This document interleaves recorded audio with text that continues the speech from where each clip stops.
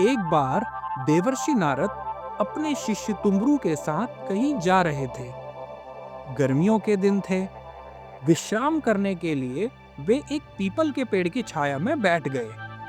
इसी बीच उन्होंने देखा कि एक कसाई 25 से 30 बकरों के झुंड को लेकर वहां से गुजर रहा था।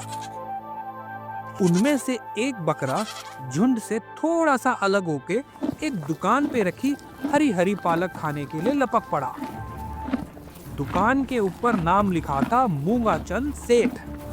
दुकानदार ने जब बकरे को पालक खाते हुए देखा तो बिना सोचे समझे उसने बकरे पर डंडे बरसा दिए। बेचारा बकरा दर्द से वैं वैं करने लगा और उसके मुंह से सारी पालक नीचे गिर गई। फिर दुकानदार ने कसाई को बकरा पकड़ाते हुए कहा, जब इस बकरे को हलाल करेगा तो इसकी मुंडी मुझे देना, क्योंकि ये मेरी सारी पालक खा गया है। देवर्षि नारद ने थोड़ी देर ध्यान लगाया और फिर जोर से हंसने लगे। तुंबरू ने आश्चर्यचकित होकर पूछा, गुरुजी, आप हंस क्यों रहे हैं? जब उस बकरे को डंडे पड़ रहे थे तब तो आप बहुत दुखी हो गए थे, लेकिन ध्यान करने के बाद आप हंसने लगे। इसमें क्या रहस्य है गुरुजी? तब नारद जी ने कहा, छोड़ो भी, ये सब कर्मों का खेल है, जाने दो इस बात को। तुंबरू ने जिद करते हुए कहा, नहीं गुरुजी, कृपया करके बताइए ना गुरुजी।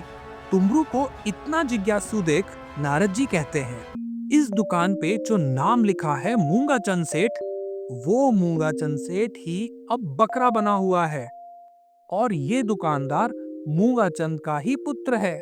मूंगा चंद मरकर अब बकरे के रूप में जन्मा है और अपनी दुकान से पुराना संबंध समझ के वो यहाँ हरी सब्जी खाने चला आया।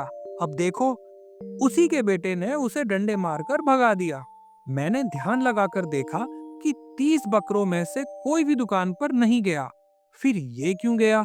इसका कारण जानने के लिए मैंने ध्यान किया तो पता चला कि इस दुकान से इसका पुराना संबंध था। जिस बेटे के लिए मूंगा चंद सेठ ने इतना धन कमाया, इतनी मेहनत करी, वही बेटा अब पालक का एक गट्ठर भी इसे खाने नहीं दे रहा। और तो और, जो पालक उसने गलती से खा ली, उसके बदले में बकरे की मुंडी मांग रहा है। मूंगा चंद के जवानी के दिनों की बात करूं तो उसने एक गरीब किसान की सारी जमा पूंजी हड़प ली थी। इसके कारण वो गरीब किसान भयंकर संकट में पड़ गया था और अंततः उसकी मृत्यु हो गई थी। अब वो किसान जो पूर्व जन्म में गरीब था, इस जन्म में ये कसाई बना हुआ है। इसीलिए कर्मों की गति और मनुष्य के मुंह पर मुझे हंसी आ रही है। अपने अपने कर्मों का फल हर प्राणी को भोगना ही पड़ता है। इस जन्म के रिश्ते नाते मृत्यु के साथ ही समाप्त हो जाते हैं।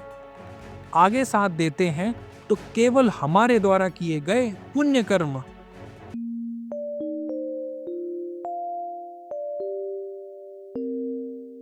अगर आपको हमारी ये कहानी अच्छी लगी तो जल्दी से इस वीडियो को लाइक कर दो और हाँ, चैनल को सब्सक्राइब करना तो आप बिल्कुल भी मत भूलना।